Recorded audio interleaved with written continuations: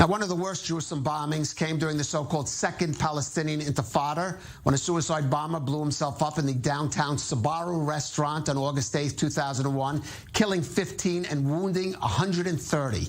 Among the victims was 15-year-old Israeli-American Malki Roth. And today, her family is still mourning her and is still seeking justice for her. And joining us now is Arnold Roth, the father of terror victim Malka, and he speaks to us from Jerusalem. Arnold, thank you for joining us again. I just want to, first of all, get your reaction. Here we are again, a bombing in Jerusalem, a young person, a teenager, the victim, again from someone who came to Israel from North America with hopes and dreams and has unfortunately met an end here.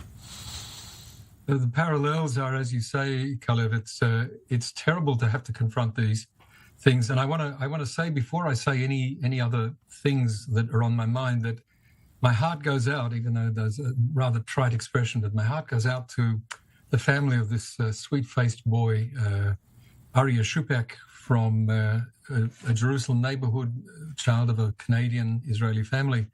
I know, perhaps better than many other people know, what kind of a hard road they have ahead of them.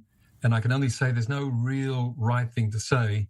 It's enough for me to say that none of us should have to go through this, and I hope that somehow they'll find their way. Right. Now, I'm going to relate this a little to the incident that I mentioned briefly. Your family is still seeking justice. We hear condolences from the European Union, sympathies from the United States. But, of course, you've still been seeking justice and help from those same parties for those people involved in the killing of your own child.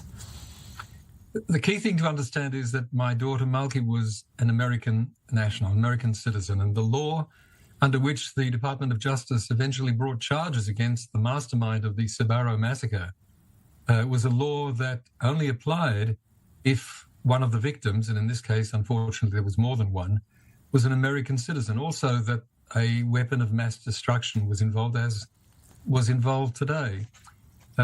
On the face of it, what we've set out to do, getting justice, is one of those things that anybody listening would say, yeah, I know what that is.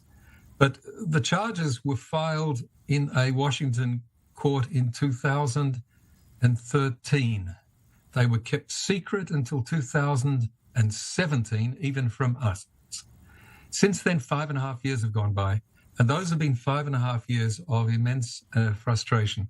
This isn't the time to really delve into the frustration, but only to say that the being aloneness of being parents who are trying to get justice, because there's nothing else we can get, certainly not for Malki, than justice, is something more tortuous than I ever imagined it would be.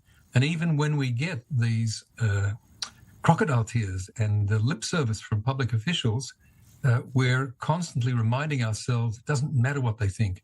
What we want is for them to push ahead with justice. But in our case, that isn't happening. Right. I'm just, for our viewers, that's one of the accomplices to the bomber living in Jordan, and you're seeking help for getting her extradition to face justice. Very briefly, Arnold, do you have a word for your fellow Jerusalemites facing the prospect, especially those of parents with children who go on buses and are out there and they're concerned about this night, what their future, what the coming days might hold? Be concerned.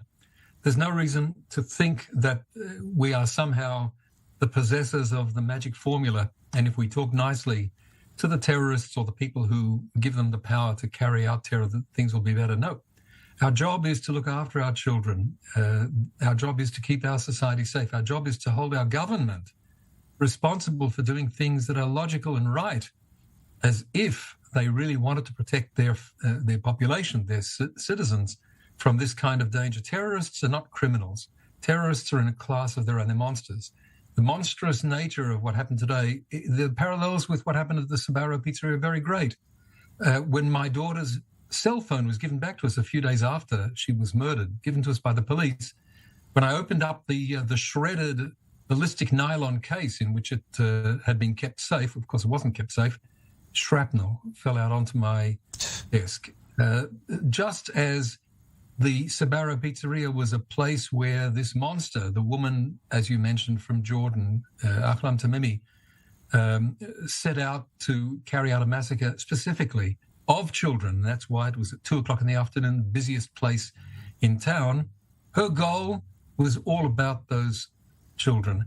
This is what happened today. If you go to any bus stop anywhere in Jerusalem at 10 minutes past 7 on a weekday morning, no one needs to ask any questions as to why you're there. You're there because you want to get children. And in Jerusalem, it's Jewish children. Our problem is one step more complicated than what you were saying, Calev. We have an indictment against her. The United States issued an indictment.